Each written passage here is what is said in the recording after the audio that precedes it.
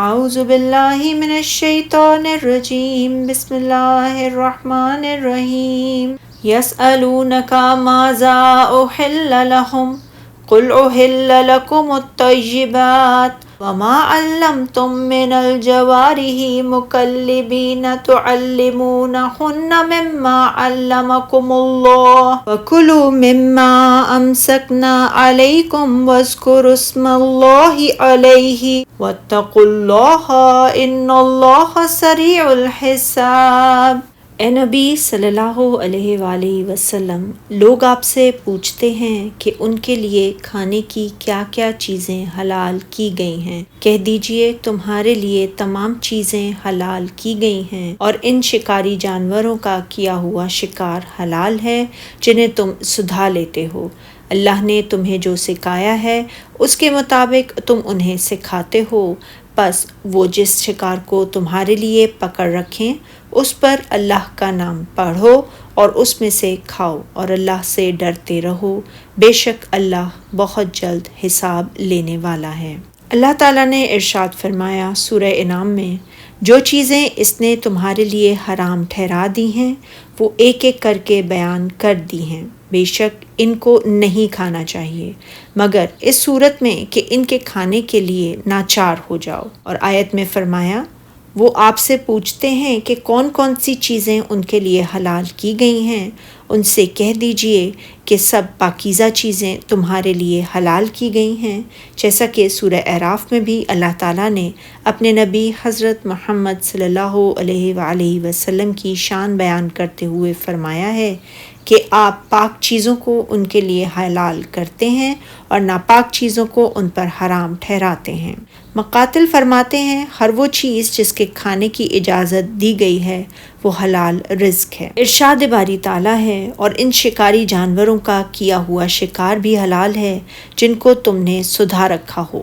یعنی تمہارے لیے وہ ذبیح حلال ہیں جن پر اللہ کا نام لیا گیا ہو، کھانے کی پاک چیزیں حلال ہیں اور وہ شکار حلال ہے جسے تم شکاری جانوروں مثلاً کتوں، چیلوں اور بازوں وغیرہ کے ذریعے سے شکار کرتے ہو۔ علی بن ابو طلحہ نے حضرت ابن عباس رضی اللہ تعالیٰ عنہ سے روایت کیا ہے، شکاری جانوروں سے مراد سدھائے ہوئے کتے، باز اور ہر وہ پرندہ ہے جو شکار کرنا جانتا ہے، اور جوارے سے مراد شکاری کتے، چیتے اور شکرے وغیرہ ہیں۔ اسی طرح امام ابن جریر نے حضرت ابن عمر رضی اللہ تعالیٰ عنہ کی یہ روایت کو بیان کیا کہ پرندوں میں سے باز وغیرہ جو شکار کریں تو اس شکار کو تم پالو تو وہ تمہارا ہے، اور اگر اس نے خود کھا لیا ہو تو پھر تم اسے نہ کھاؤ۔ جمہور کا قول یہ ہے کہ پرندوں کے ساتھ شکار بھی کتوں ہی کے ساتھ شکار کی طرح ہے، کیونکہ وہ بھی کتوں کی طرح اپنے پنجوں ہی سے شکار کرتے ہیں، اور اس اعتبار سے دونوں میں کوئی فرق نہیں ہے۔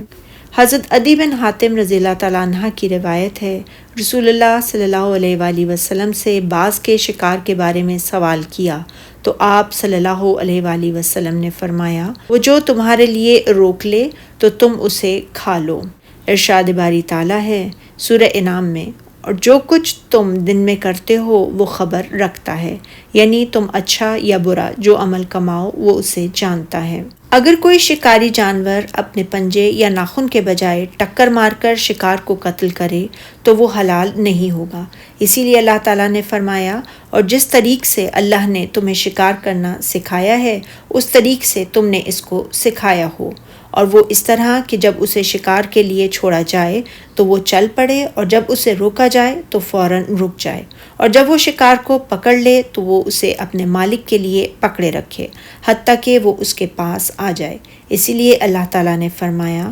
تو جو شکار وہ تمہارے لیے پکڑ رکھیں اس کو کھا لیا کرو، اور شکاری جانوروں کے چھوڑتے وقت اللہ کا نام لے لیا کرو۔ جب شکاری جانور سدھایا ہوا ہو، وہ شکار کو اپنے مالک کے لیے پکڑ رکھے اور اسے چھوڑتے وقت اللہ کا نام لے لیا گیا ہو تو یہ شکار حلال ہے، خواہ وہ اسے قتل ہی کیوں نہ کر دے۔ اس آیت کریمہ کی طرح سنت سے بھی یہ مسئلہ ثابت ہے، جیسے صحیح بخاری و مسلم میں عدی بن حاتم رضی اللہ تعالیٰ عنہ سے مروی ہے، میں نے عرض کی، اے اللہ کے رسول صلی اللہ علیہ وآلہ وسلم، میں سدھائے ہوئے کتوں کو چھوڑتا ہوں اور میرے لیے شکار پکڑتے ہیں اور میں اللہ کا نام لے لیا کرتا ہوں۔ فرمایا، جب تم اپنے سدھائے ہوئے کتے کو چھوڑو اور اللہ کا نام بھی لے لو تو جو شکار وہ تمہارے لیے پکڑے اسے کھا لو۔ میں نے کہا اگر وہ اسے قتل کر دیں؟ فرمایا خواہ وہ اسے قتل کر دیں، بشرطے قتل میں کوئی ایسا کتا شریک نہ ہو جو ان میں سے نہ ہو، کیونکہ تم نے تو اپنے کتے کو چھوڑتے وقت اللہ کا نام لیا ہوتا ہے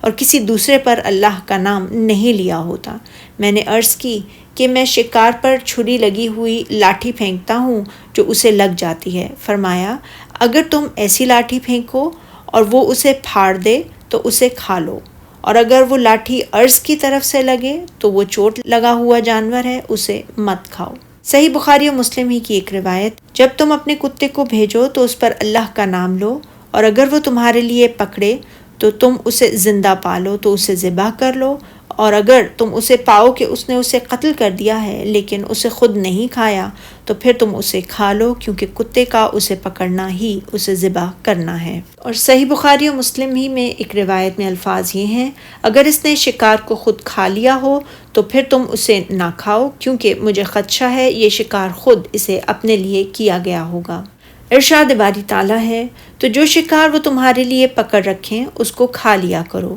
اور شکاری جانوروں کے چھوڑتے وقت اللہ کا نام لے لیا کرو، جیسا کہ نبی اکرم صلی اللہ علیہ وآلہ وسلم نے عدی بن حاتم رضی اللہ تعالیٰ عنہ سے فرمایا تھا، جب تم اپنے سدھائے ہوئے کتے کو چھوڑو اور اسے چھوڑتے وقت اللہ کا نام لے لو تو جو شکار وہ تمہارے لیے پکڑے اسے کھا لو۔ صحیحین میں ابو سلبہ سے مروی حدیث میں ہے، جب تم اپنے کتے کو چھوڑو تو اس پر اللہ کا نام لے لو، اور جب تم اپنے تیر کو پھینکو تو اس پر اللہ کا نام لے لو۔ علی بن ابو طلحہ نے حضرت ابن عباس رضی اللہ تعالیٰ عنہ سے روایت کیا کہ جب تم اپنے شکاری جانوروں کو بھیجو تو اللہ کا نام لے لو، اور اگر بھول جاؤ تو کوئی حرج نہیں۔ یہ بھی کہا گیا کہ اس آیت سے مراد یہ ہے کہ اسے کھانے کے وقت اللہ کا نام لے لیا جائے، جیسا کہ صحیحین میں یہ حدیث ہے، رسول اللہ صلی اللہ علیہ وآلہ وسلم نے اپنے پرورش کردہ عمر بن ابو سلمہ سے فرمایا تھا، اللہ کا نام لو، اپنے دائیں ہاتھ سے کھاؤ، اپنے آگے سے کھاؤ۔ اور صحیح بخاری میں حضرت عائشہ رضی اللہ تعالیٰ عنہ سے روایت ہے،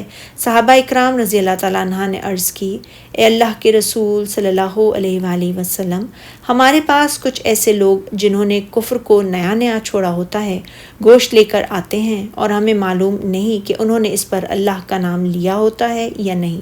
فرمایا تم خود اس پر اللہ کا نام لے لو اور کھا لو۔ سبحانک اللہم و بحمدک، اشہد ان لا الہ الا انت، استغفرک و اتوب الیک۔